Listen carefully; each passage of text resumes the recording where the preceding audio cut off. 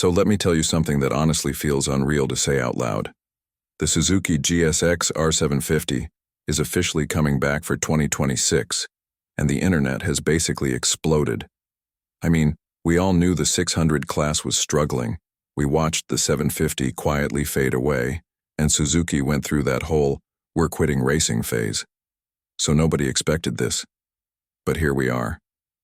Suzuki has resurrected the bike that basically defined the middleweight supersport category, and it looks like they're doing it in a way that finally makes sense for 2026. The first thing you notice is the design, and Suzuki clearly wanted to make a statement.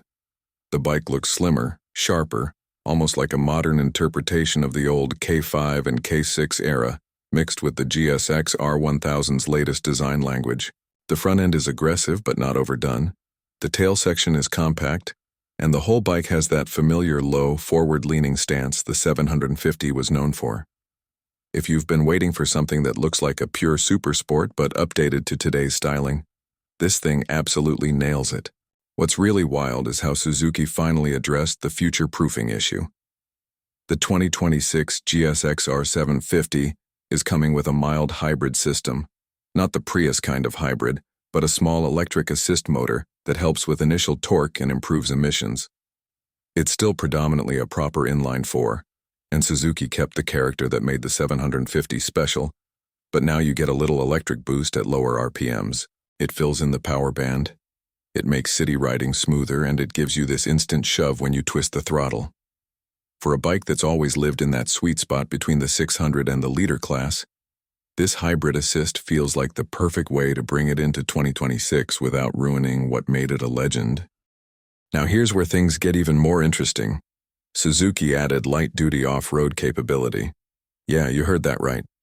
No, the GSXR750 hasn't suddenly turned into an adventure bike, but Suzuki knows riders today love versatility, so they engineered the suspension to handle uneven terrain way better than past supersports. Think gravel patches, construction zones, rough back roads, or that sketchy shortcut your GPS insists is a real road. The bike won't complain. The hybrid assist also helps at low speeds, so you don't feel like the bike is fighting you when the surface gets tricky. It's subtle, but it makes the 750 way more usable for everyday riders instead of just track addicts. Speaking of everyday riding, the interior updates, if we can call them that on a motorcycle, are exactly what you'd want in 2026. The cockpit finally looks modern. There's a full TFT display that's bigger and clearer, and you get smart connectivity with navigation that doesn't look like a calculator screen from 2007. Suzuki also added riding modes that genuinely change the feel of the bike, instead of just softening the throttle. Plus, the hybrid assist has its own display so you can see when you're getting that extra electric push. It's still a GSXR, so the ergonomics are sporty, but Suzuki fine-tuned the seat and clip-on position so the bike isn't torture on a real-world commute. Of course, the big question everyone has is pricing, and Suzuki is apparently going very aggressive. The expected price is around $10,500 to $11,000, which is kind of insane when you think about what you're getting. A hybrid assist supersport, updated chassis, modern electronics, and the return of an iconic badge, all for less than most 600s used to cost at launch. Suzuki knows exactly what they're doing here. They're aiming right at riders who want performance but don't want to drop liter bike money. And when you compare the 2026 GSXR750 to past models, it's sort of like watching the evolution of a superhero character. The old 750s were raw, loud, mechanical, incredible machines, but very much products of their era.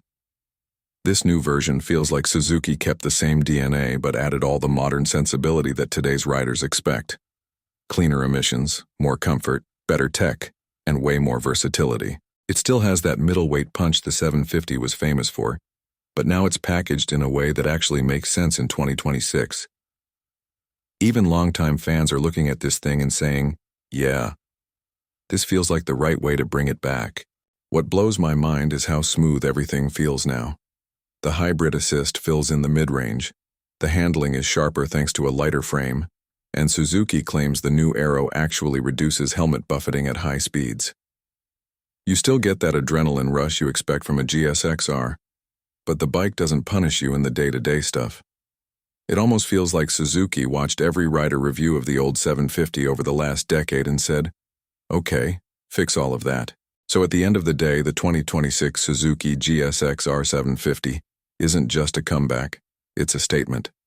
It tells the world that Suzuki isn't done, that the middleweight class isn't dead, and that performance bikes can evolve without losing their soul.